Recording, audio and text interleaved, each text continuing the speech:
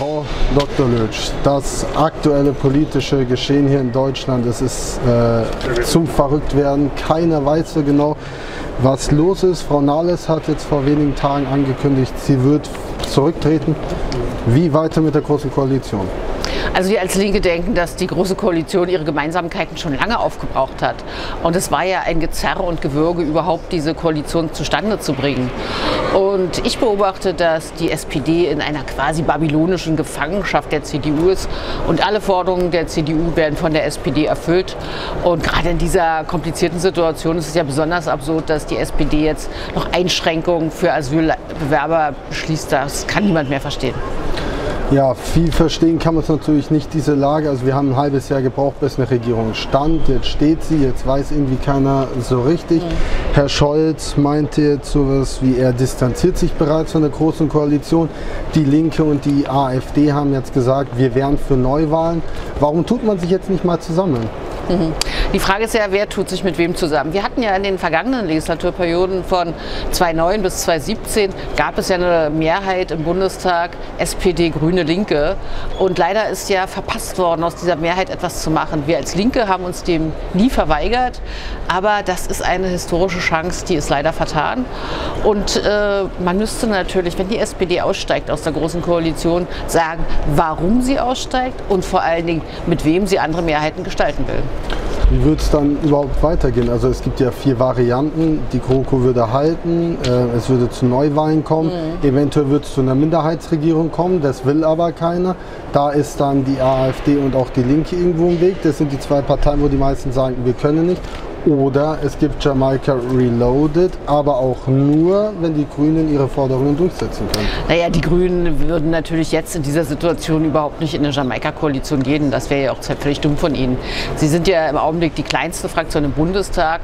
Sie hatten ein hervorragendes Ergebnis bei den Europawahlen und sie müssten dann natürlich eine Neuwahlen fordern, um ihr Ergebnis auch umzusetzen. Ich glaube, dass die Große Koalition noch eine Weile vor sich hin wursteln wird, aber in so einer Situation haben die Dinge auch eine Eigendynamik und man kann eigentlich nicht genau voraussehen, was passiert. Ich glaube, für alle oder alle weiß ich nicht, hinterher gibt es immer ganz schlaue Leute, aber sehr viele waren davon überrascht, dass Andrea Nahles am Sonntag angekündigt hat, alle ihre Ämter niederzulegen. Und wie gesagt, es hängt jetzt an der SPD, wie es weitergeht. Es gibt da irgendwie so ein bisschen, ja, Verhältnis auch zu den Linken. Also auch Sarah Wagenknecht hat ja dann gesagt, ich werde jetzt mein Amt zur Verfügung stellen. Jetzt wird sie es doch nicht machen. Und es wurde in den Medien ja auch geschrieben, dass Frau Nahles gemobbt wurde. Auch bei Frau Wagenknecht wurde das Wort Mobbing verwendet. Ist es so der neue Politikstil, dass man sich daran gewöhnen muss? Naja, wenn man mal ein bisschen zurückschaut, in der Politik gibt es immer harte Auseinandersetzungen. Ich glaube, überhaupt in jedem Beruf gibt es harte Auseinandersetzungen. Der Unterschied zur Politik ist natürlich, dass es in der Politik immer sehr öffentlich ist alles. Wenn wir einfach mal zurückschauen, was Wehner über Brandt gesagt hat oder noch weiter zurück, die Auseinandersetzung zwischen Karl Marx und Lassalle, das ist ja alles nicht, was mit Samthand schon abgelaufen ist. Aber Sie haben natürlich völlig recht, dieser sehr harte Umgang schreckt auch viele Menschen ab. Und gerade wenn Linke und SPD sagen, Solidarität ist ihr Markenzeichen und sie dann untereinander nicht solidarisch sind, dann stellen sich viele Leute natürlich Fragen, wie ernst meinen das diese Parteien mit ihren eigenen Ansprüchen. Vor allem auch Empathie, das ist ja so ein Wert, was die Linken ja auch vorlegen. Ja, selbstverständlich. Aber ich muss darauf hinweisen, Sarah Wagenknecht ist ja nicht zurückgetreten, sondern sie hat angekündigt, nicht wieder zu kandidieren. Das ist natürlich ein sehr, sehr großer Unterschied. Ja, sie wollte ihr Amt zur Verfügung stellen. Jetzt macht sie es ja doch nicht irgendwie. Naja, doch, wir haben ja turnusmäßig die Wahlen. Die Wahlen sind zur Hälfte der Legislaturperiode, also im Herbst, nach den Landtagswahlen. Und so werden wir das auch machen. Es gab zwischenzeitlich mal eine Diskussion, es früher zu machen. Aber wir haben uns auch mit in der Diskussion mit den Landesverbänden in Ostdeutschland darauf verständigt, diese Wahl eben nicht vorzuziehen, sondern wie geplant im Herbst durchzuführen. Wer soll es denn überhaupt werden? Frau Kipping wollte es ja nicht machen. Sie bleibt da lieber Parteivorsitzende. Naja, also die Wahlen sind ja im Herbst und bis dahin kann noch eine Menge passieren. Wir werden das miteinander diskutieren und dann wird sich entscheiden. Wir kommen jetzt mal ein bisschen weg von diesem Tagesaktuellen. Wir reden jetzt mal über die Pflege und die Gesundheit. Das OECD fordert jetzt ein noch höheres Rentenalter als 67, also wir waren bei 62, 63, 65, irgendwann wurde von 69 gesprochen. Wie lange sollen wir jetzt arbeiten? Also wir als Linke sagen, das Rentenalter darf nicht erhöht werden und braucht auch nicht erhöht zu werden. Die entscheidende Frage ist doch die Produktivität einer Gesellschaft. Es wird ja immer gesagt, die Leute werden immer älter, was ja nur zum Teil stimmt. Wenn Sie mal über einen beliebigen Friedhof gehen, sehen Sie so viele Grabmale dort von Menschen, die das Rentenalter nicht einmal erreicht haben. Aber das nur als Nebenbemerkung. Ich glaube, die entscheidende Frage ist, dass man dafür sorgt, dass die Rentenkassen gut gefüllt sind. Und das kann man machen, indem man eine Bürgerversicherung für alle einführt, in die alle einzahlen. Dann hätte man auch viel mehr Möglichkeiten, die Rente für alle zu sichern. Wo kommt das Geld dann her? Das ist ja die andere Frage. Ja, ich sage ja, wir brauchen eine Versicherung, in die alle einzahlen. Wir haben ja die Situation, dass sehr, sehr gut Verdienende eben nicht in diese allgemeine Rentenkasse einzahlen, dass es viele Sonderversorgungssysteme gibt. Und wenn wir uns in anderen Ländern anschauen, gibt es ja auch andere Möglichkeiten, gemeinschaftlich für die Zukunft vorzusagen. Die Rente ist ja eh quasi schon doppelt besteuert. Ich arbeite, muss in die Rentenkasse einzahlen. Und dann gab es die SPD, die auf die glorreiche Idee kam, zu sagen, ja, ein Rentner muss dann halt nochmal einzahlen. Ja, das ist natürlich etwas, was überhaupt nicht zu akzeptieren ist. Der Trick an der Sache war ja, dass diese Besteuerung der Renten so schrittweise eingeführt wurde und die Leute erst dachten, ach naja, mich betrifft es nicht. Und jetzt haben wir ja gerade gesehen nach den jüngsten Rentenerhöhungen, dass es viele trifft. Und was ja auch nochmal eine Sache ist, die wir überhaupt nicht akzeptieren können, ist die Doppelbesteuerung von bestimmten Versicherungen, die abgeschlossen wurden. Und auch dagegen setzen wir uns hier im Parlament zur Wehr und versuchen hier Änderungen herbeizuführen als Linke. Wie kann man einen Rentner jetzt bewusst auch stärken? Also in Österreich gibt es 1.450 € Rente, da ist alles in Ordnung. Sie müssen hier keine Flaschen sammeln.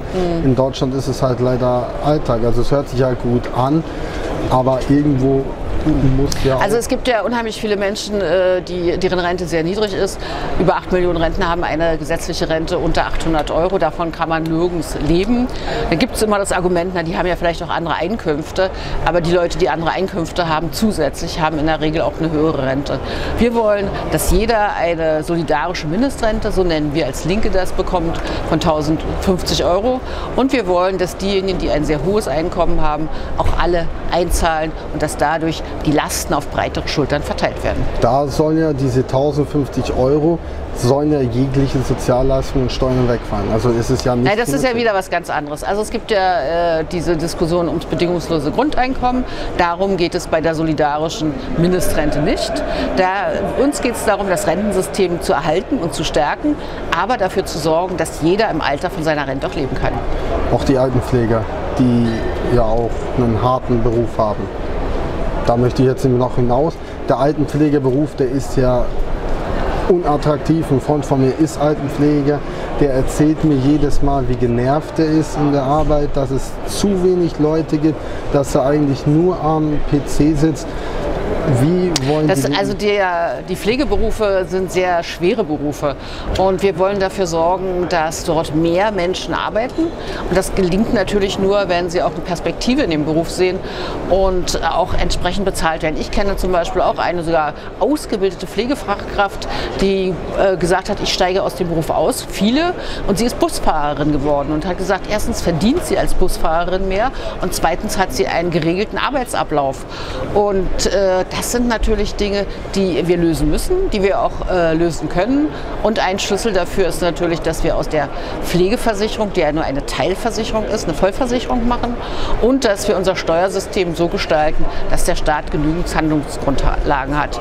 Denn es klafft ja weit auseinander. Die Menschen, die ein sehr, sehr hohes Einkommen haben, zahlen vergleichsweise wenig von ihrem Einkommen in die allgemeine Steuerkasse ein.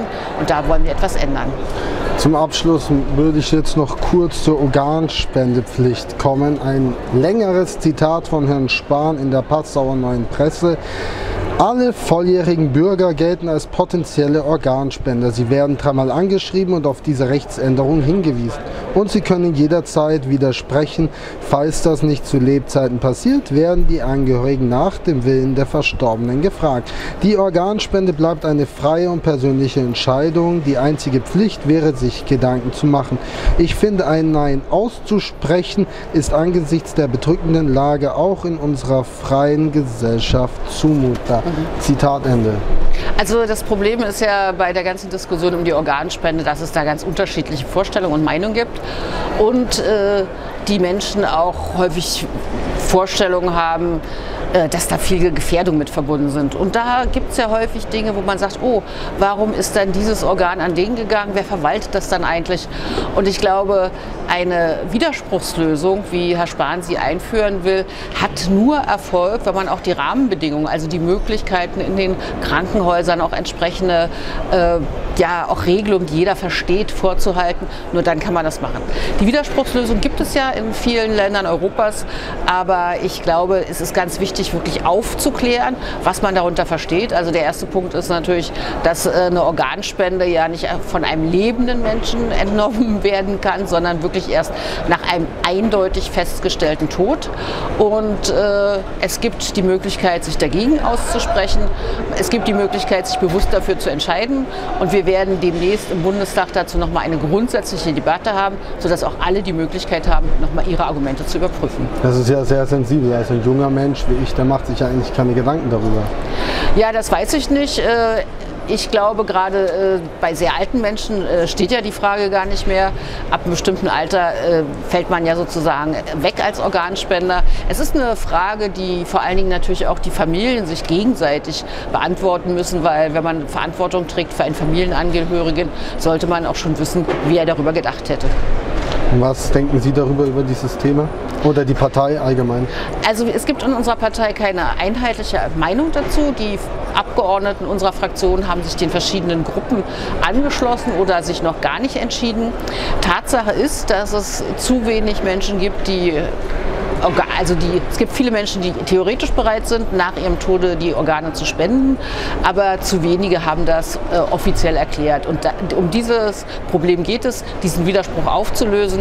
Aber ich glaube, da muss man, wie Sie ja völlig richtig gesagt haben, sehr sensibel vorgehen und das auch so erläutern, dass niemand Angst haben muss, gegen seinen Willen zum Organspender zu werden. Und ich glaube, das ist das Problem, da sehr viel Negatives auch berichtet wird. Das stimmt. Ich danke Ihnen für das Interview und vielen Dank. Hoffe bis aufs nächste Mal. Alles Gute. Ihnen auch. Danke.